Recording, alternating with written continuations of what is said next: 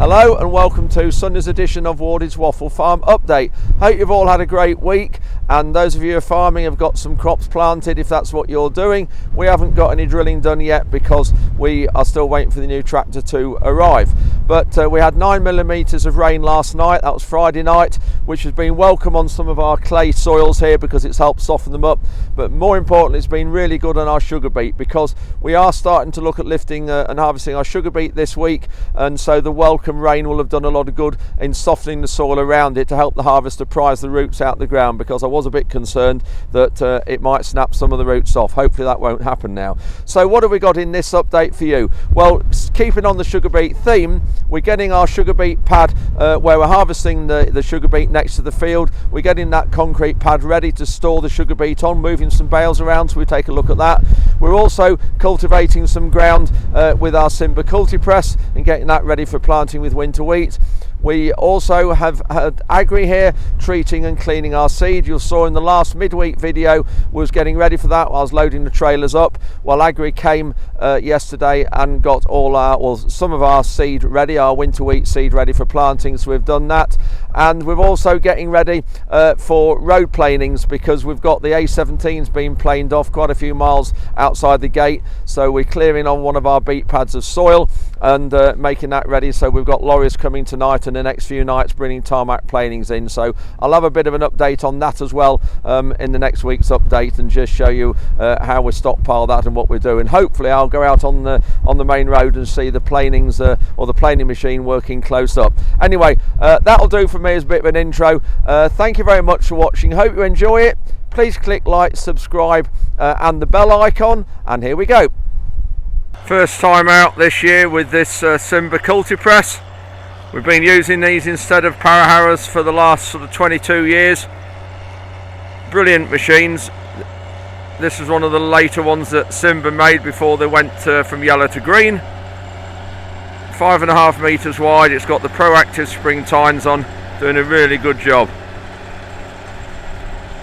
We've just turned that outside tine up, you can see, because it was leaving a bit of a ridge in the other field. So we just turned it out, but you can just see the sort of thing it's doing. Ruben's just going every other breed at the minute. Obviously with the GPS it's just easier turning. This has had the Express, it's had the one of the other machines on it first. It had the Carrier across it, then our Express to finish it off, and then unfortunately we're just needing to go with this Culti-Press just to make it fit for drilling.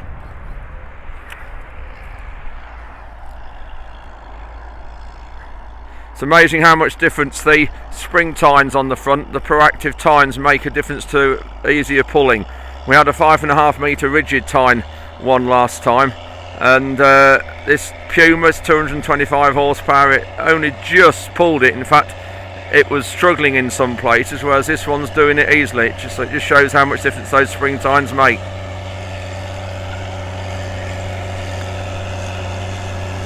You can see them now working and shattering the lumps.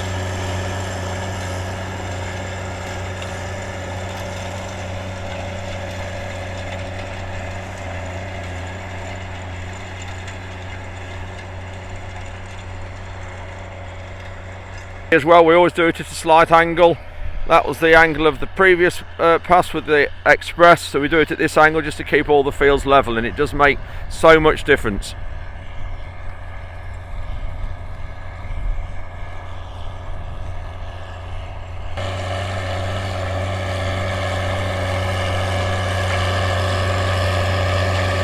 That just shows the benefit of the spring tines. Obviously the DD roller and the levelling board just really finishing it off. You can see why these DD rings are so good. Just look at that lump there, how it's sliced straight through it. You can see that's in line with one of the rings. Really ahead of the time some of the Simba gear was. We also changed this scrapers round when we got this machine, actually before we got it, because originally the scrapers are right at the top here and the soil comes up when it's a bit sticky on here and it blocks under the frame, so we changed those scrapers to like that, and it made so much difference keeping it cleaner and scraping them off earlier. Here's the Agri seed processing lorry just getting into place and ready for us starting to process our seed. We've got about 45 tonnes to do, all needed out of 50 tonnes of seed that we've got in trailers. Agri have rolled up today with the mobile seed plant. This is something in an articulated lorry for taking all the small grains and the chaff out of our wheat. We'll go and have a look at the plant in a minute, but we need altogether around 70 tonnes of seed for the area of wheat we're planting, which is probably about 900 acres, maybe 1,000 acres. I can't quite remember the exact area of wheat. And we've got 3 varieties. We've got a variety called Cranium, another one called Gleam, which we're doing now. We're going to do those 2 now because we're going to be planting those first. And then we've got another variety called Dorsum, which with Agri are going to come back in a couple of weeks and do that, because that's not planting until middle of October onwards. So we're going to get these 2 done first, and then that'll be all ready in bags. So we'll have a look around it and talk to Russ, the operator, and we'll see what they're doing, because it's really fascinating. So this is the first trailer, nearly empty. This is Cranium we're doing. There was about 18.5 tons in there before.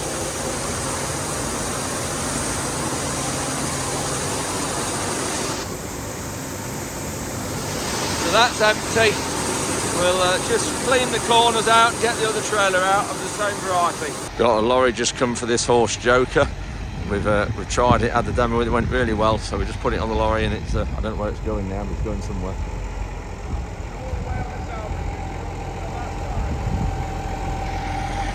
That's the Joker going. We had run it for about a day, so yeah, pleased with that. It's a good machine. So these 2 bags here, I've just lifted off the platform. When that bag's full, you'll see in a minute, it slides off right to the end here, all ready for unloading. We've got the trailer with wheat in there. That's obviously our own wheat that we use. We buy 1 tonne of new seed last year, top quality new seed last year, and then put it in an area in the field, look after it, combine it separately, and then that 1 tonne has generated about 34 tonnes of Cranium. So the grain that's in the trailer there, you can see it going down out the chute at the bottom into that tray in the auger, up the auger, then into this machine here. Now this machine normally is what it takes awns off barley, but they're putting this wheat through it because there's a few unthreshed ears. I've saved some here, so we've got some like that that's actually got grain in it, and so that machine there is helping take it out. Then the good grain goes all up that elevator into the top, drops into here, what we call an aspirator, and any loose chaff is sucked out through that pipe and goes out the other side of the machine. Then the rest of the grain is dropping through here on this table, and you've got, you can see here, big bold grain that's going through. You've also got the other grain that's dropped through here, and then the real fine grain will have dropped lower down and it goes out the back, which we'll see in a minute.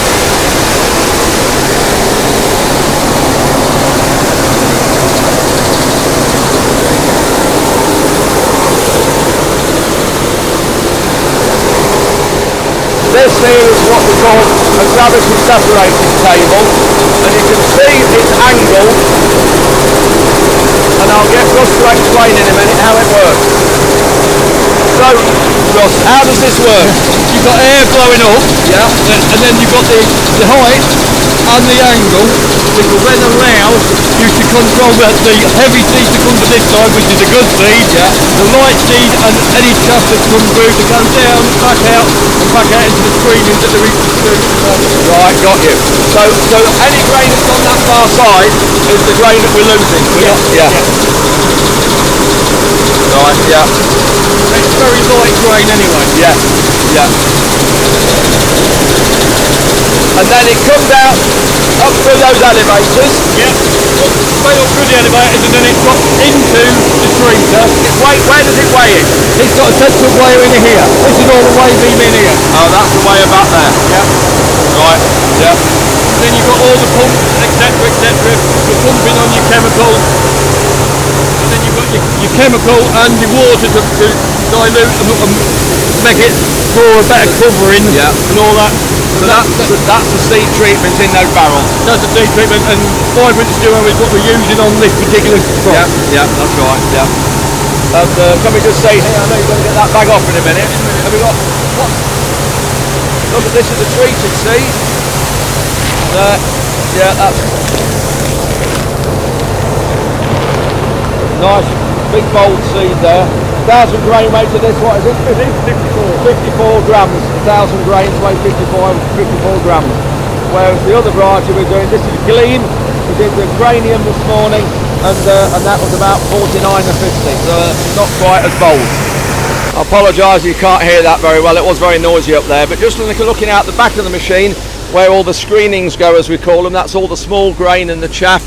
You'll see it comes out the back and we put it into this trailer here. So that's where the back of the machine we've just seen from the other side, and this is where all the screenings and all the wasted grain's coming out into this trailer. We can see there's a lot of chaff in it. I'll see if I can reach over. There's some straw as well, little short bits of straw. There's unthreshed grains, and you can just see there the small grains. There is some good grain there, but you have to sort of take out some good grain to get all the little grain out to make sure you get a decent sample. And you look at that, and that might look like normal wheat, but there is some really small grains in there.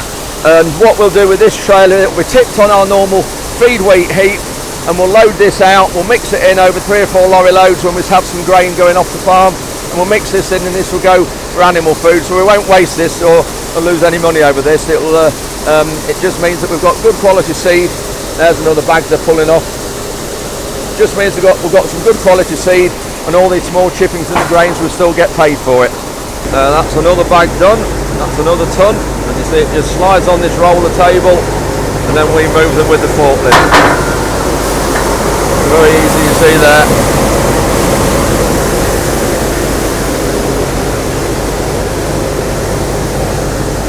Another bag on. There's not a lot left in that trailer actually, but it'll soon be done. The platform here is really handy because it'll hold 2 1-ton bags, so it's not too much of a full-time job keeping them running. Then of course they've got another bag going on what they're filling at the minute. So Russ is just holding the bags open for me, holding them up. That's it. Go into there, and then that's it. And then we'll take them into the shed where the rest of them are until we get used. Some of these will be in the shed till probably early mid-November till we get them all. Get all the sugar beet out the ground and the last fields ready for planting with wheat. We're just going to drop these on the weigh bridge just to check the weight of them, because obviously they've got weighers on the lorry. So we'll just drop these here and just see what that screen says. It should say 2,000 kilograms.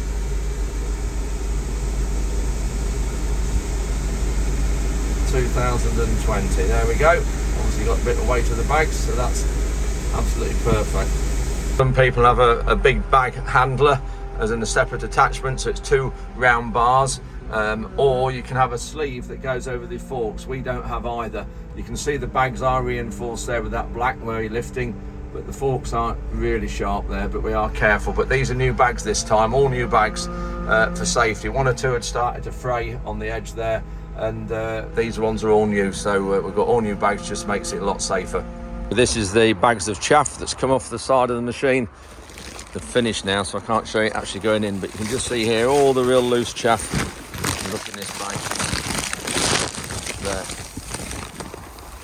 Just all real loose fine chaff, and all we'll do with this is we'll just burn this, put it on the fire and burn it, because there's just no value in this whatsoever.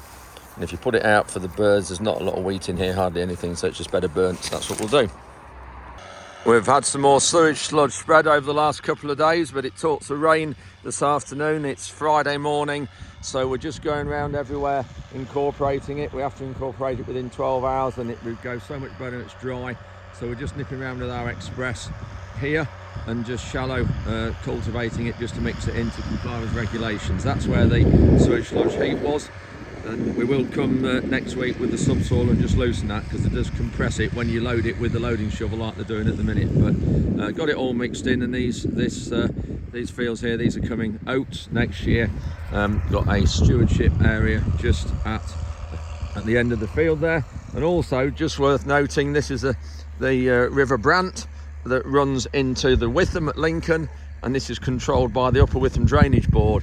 And I didn't see them here, I wish I'd seen it, but they've just mown this out, done a stunning job with a long reach mower. I must have done it from both sides, but there's a weeding machine just up big excavator just through there, and I'll have a look at that and try and get some footage of that, because they do a cracking job with a weeder basket with a knife in the bottom. But yeah, they've done a really good job mowing this. So they'll do all this, and in the winter time this carries a lot of water. All these fields are drained into this beck, and this often is half full of water, which at the minute you can see it's so dry. There's still a trickle of water in there, so it just shows what it's like even in the dry time. And the wet time, there's a huge amount in it.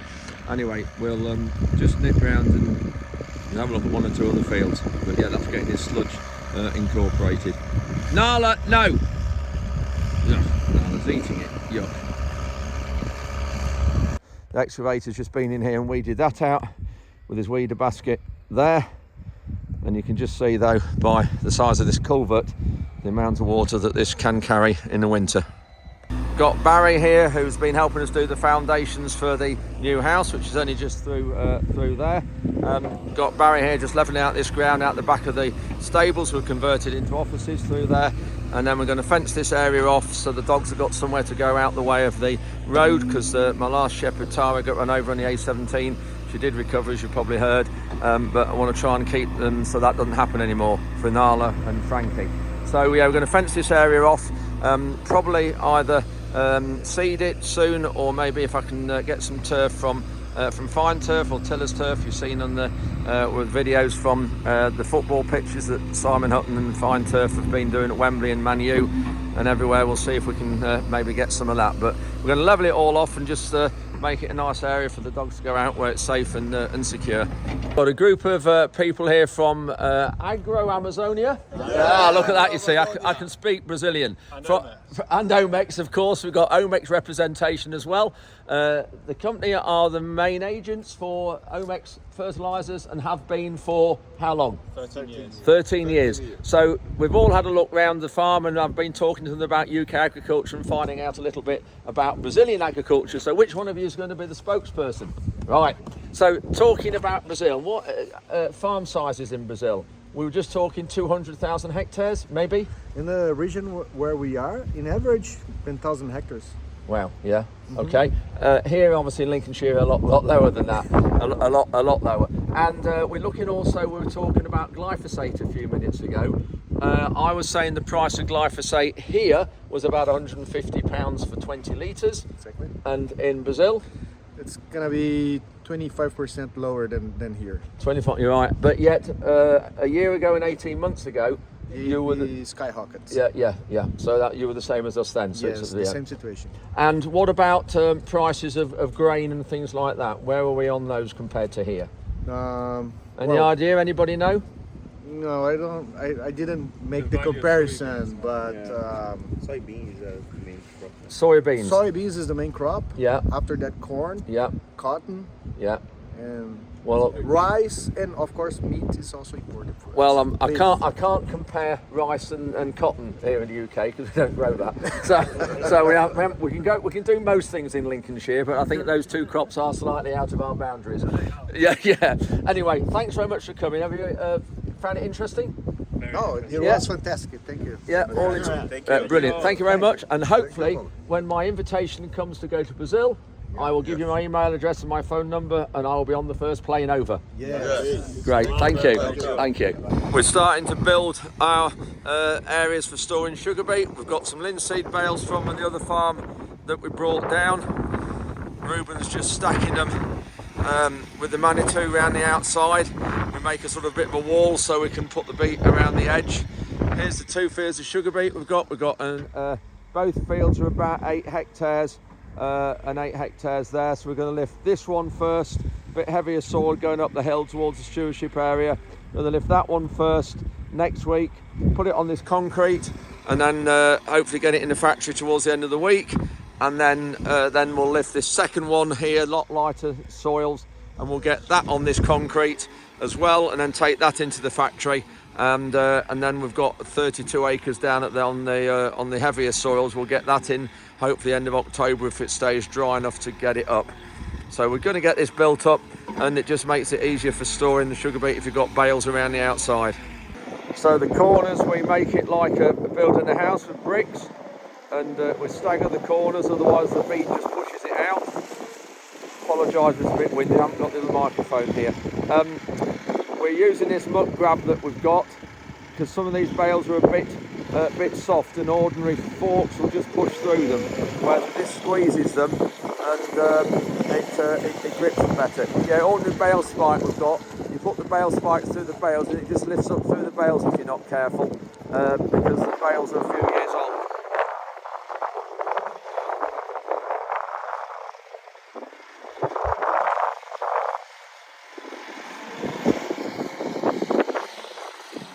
So this is the stack of bales. We've kept them up at the other farm on the light land. You can see the difference in the topography and the layout of the fields. A lot more open up here on the heath.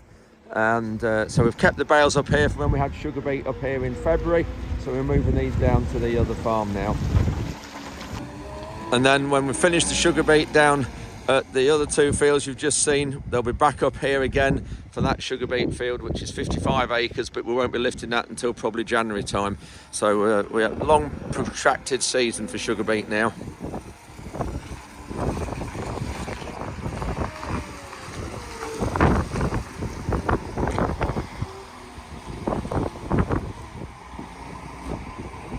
That's it, that's another load, last load strapped up, ready to go.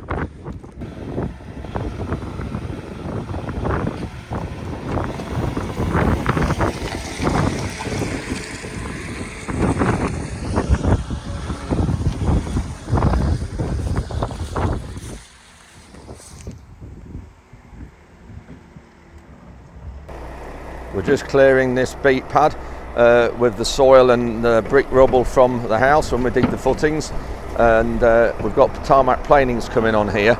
So this is going to local quarry, friends of mine, Les and Nick. They're taking this for recycling.